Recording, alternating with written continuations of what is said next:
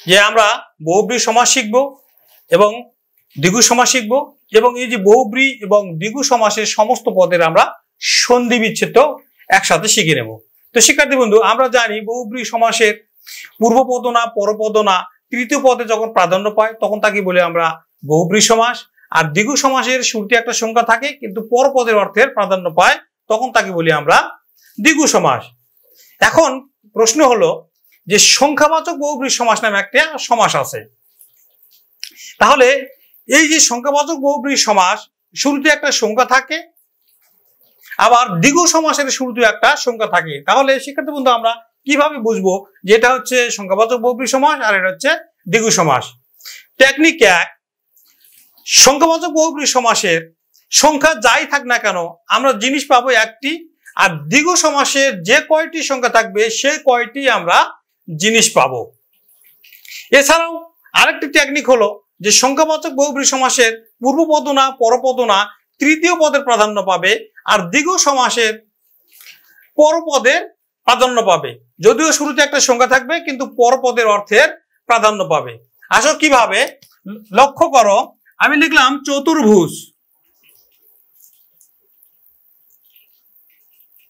চতুর্ভুজ, আবার লিখলাম যে চতুর্দিক,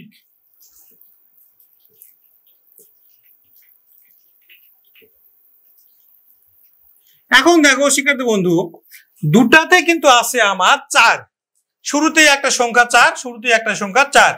এখন দেখো চতুর্ভুজ, ভুজ মানে হচ্ছে বাহু বা হাত, তো চতুর্ভুজ যার অর্থাৎ যেই ব্যক্তিটার 4টি বাহু আছে বা হাত আছে তার কথা বলা হচ্ছে। আর এখানে চতুর্দিক বলতে বোঝানো হচ্ছে কিন্তু উত্তর দক্ষিণ পূর্ব পশ্চিম। চতুর্দিক বলতে বোঝানো হচ্ছে উত্তর দক্ষিণ পূর্ব পশ্চিম,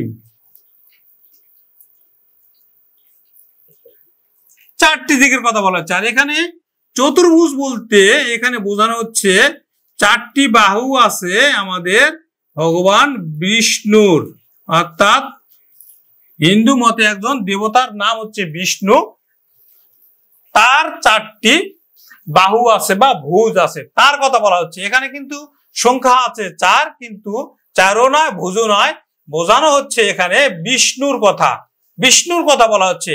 আর এখানে যে কটা সংখ্যা সে কটাই কিন্তু আমরা জিনিস পেলাম, সেটা হচ্ছে উত্তর দক্ষিণ পূর্ব পশ্চিম, অর্থাৎ 4টা দিকের কথা বলা হয়েছে। তাহলে এই যে 4টা দিকের কথা বলা হয়েছে সে কটা জিনিস আমরা পেয়েছি উত্তর দক্ষিণ পূর্ব পশ্চিম, এটি হচ্ছে কিন্তু কি হবে, দ্বিগু সমাস হবে। আর দ্বিগু সমাসের আমরা ব্যাস বাক্য কি করে হয় বা কি করি, যে শেষে একটা সমাহার লাগাই, তাহলে 4 দিকের সমাহার, 4 দিকের সমাহার,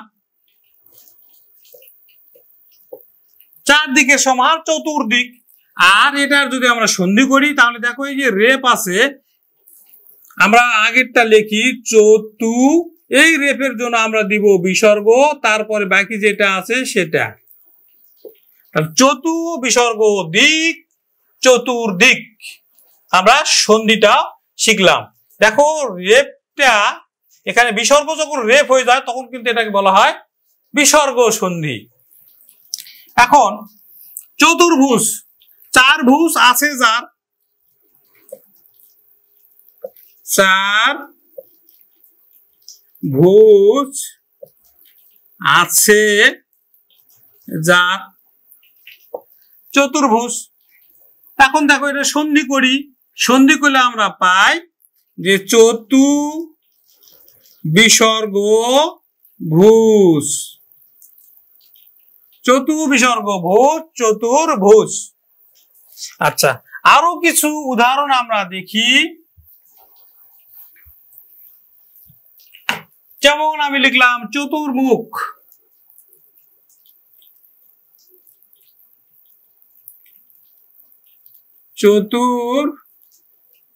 চতুর্মুখ, আবার লিখলাম চতুর্যুগ,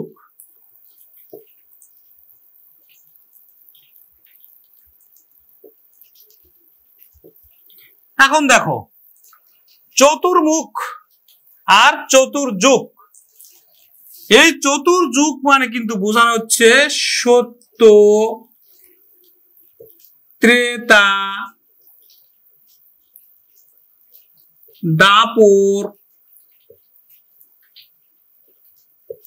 কলি, এই চারটি যুগকে বলা হচ্ছে। অর্থাৎ যে কটা সংখ্যা চতু মানে চার, চারটি সংখ্যা আমরা চারটি জিনিস পেয়েছি, সত্য, ত্রেতা, দাপর, কলি। 100 এ 100, এটা হচ্ছে দ্বিগু সমাস। ব্যাস বাক্য আমরা করব কি, চার যুগের সমাহার, চার যুগের সমাহার।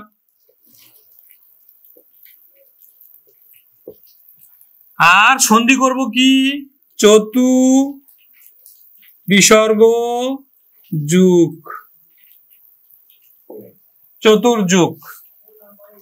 চতুর্মুখ, চতুর্মুখ বলতে বোঝানো হচ্ছে যার চারটি মুখ, তার কথা এখানে বলা হচ্ছে, যে এখানে বলা হচ্ছে ব্রহ্মার কথা।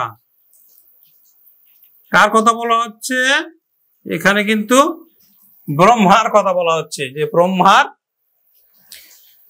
চারটি মুখ, তার কথা বলা হচ্ছে। এখানে চারও নয়, মুখও নয়, কার কথা বলা হচ্ছে, ব্রহ্মার কথা বলা হচ্ছে। চার মুখ আছে যার, চার মুখ আছে যার,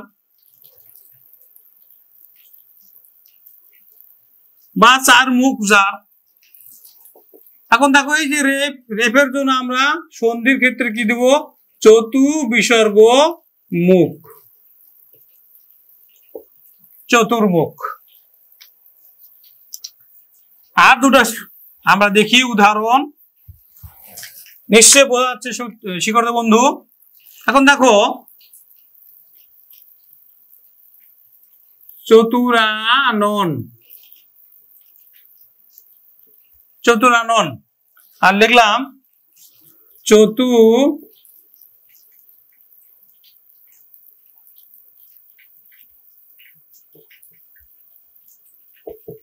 চতুরাংশ।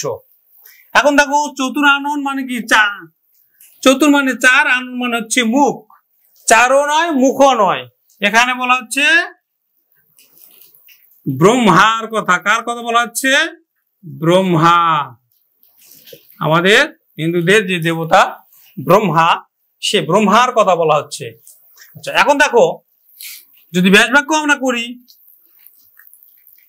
চার আনন যার, চার আনন যার। আর যদি আমরা সন্ধি বিচ্ছেদ করি তাহলে চতু, এই যে রয়ের জন্য হচ্ছে কিন্তু বিসর্গ, তারপরে দেখো আনন আছে, চতু বিসর্গ আনন, চতুরানন। এখন দেখো চতুর্বংশ, বংশ বলছি, চতুরাংশ, তার মানে চারটা অংশ, চার ভাগে ভাগ, তাকে বলে কিন্তু আমরা চতুরাংশ। চার ভাগে ভাগ করা হয়েছে, যখন চার ভাগে ভাগ করা হয় তখন তার নাম হয় কিন্তু চতুরাংশ। তাহলে চার অংশ যার, চার অংশের সমাহার, চার অংশের সমাহার, চতুরাংশ, দ্বিগু সমাস। আর এটা হলো কি, বহুব্রী সমাস, এবং শুরুতে একটা সংখ্যা আছে, তাই এটা হচ্ছে সংখ্যাবাচক বহুব্রী।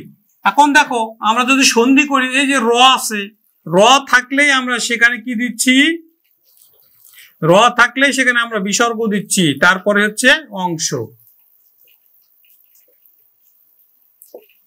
চতু বিসর্গ অংশ, চতুরাংশ। তো শিক্ষার্থী বন্ধু, তোমাদের জন্য একটা প্রশ্ন আমি ছেড়ে দিই, তোমরা কমেন্টসে উত্তর জানাবে, যে চতুষ্পদ,